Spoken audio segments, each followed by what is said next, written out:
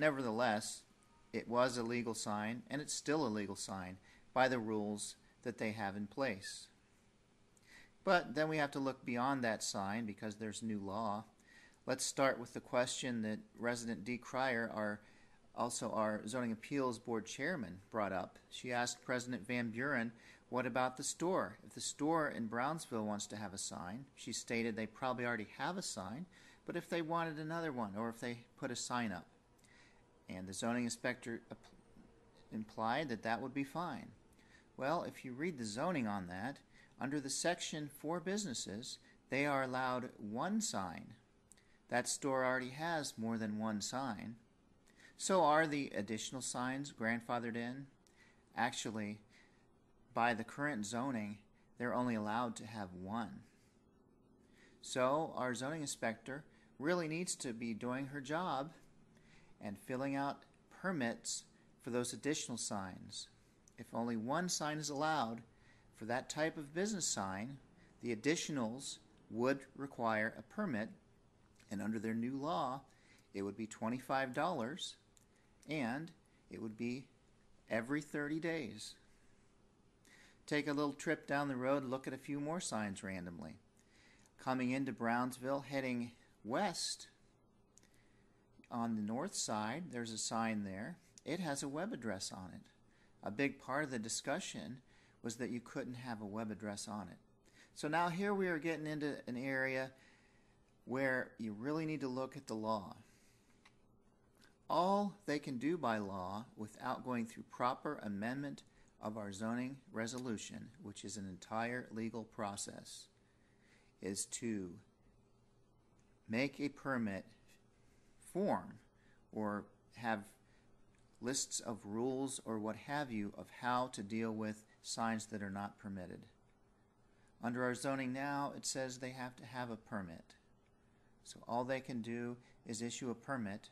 It's even questionable if they can put a time limit on it, because we do have permitted temporary signs. So the question already comes up, did they change zoning? They cannot change zoning without going through a process. All they can deal with is the non-allowed signs having a permit. So let's go a little bit beyond the signs that are already out there, the Will Kern sign, the multiple signs at the local store, the sign coming into Brownsville that has a web address on it. Let's talk about something pretty basic, freedom of speech, freedom of religion. If somebody wants to have a sign made, and here's where being a sign maker comes in, if somebody calls me and they want a sign with the 10 commandments on it, according to our zoning, that would not be a permissible sign, and that person would have to pay $25 every 30 days to put the 10 commandments on a sign on their own property in Bowling Green Township, Licking County. Now let's talk about issues, maybe the recent Tea Party, the current Tea Party. Mr. Stepp has a new sign, and he is active in our township community Tea Party. Is he not allowed to have a sign expressing his freedom of speech? According to the way zoning is going now, that would cost him $25 per 30 days if it's not a sign that is permitted in our current zoning. Mr. Stepp does have a sign. It's a new sign, and it does fall into 910 of our zoning. Hopefully this sad saga will come to a close when the trustees realize that there's a process you have to go through, and you can't make law arbitrary and capricious. So I conclude this commentary today from the perspective of being a sign maker. Here our Board of Trustees have passed a new law that affects signs. If you were in the business of making signs, it would certainly concern you.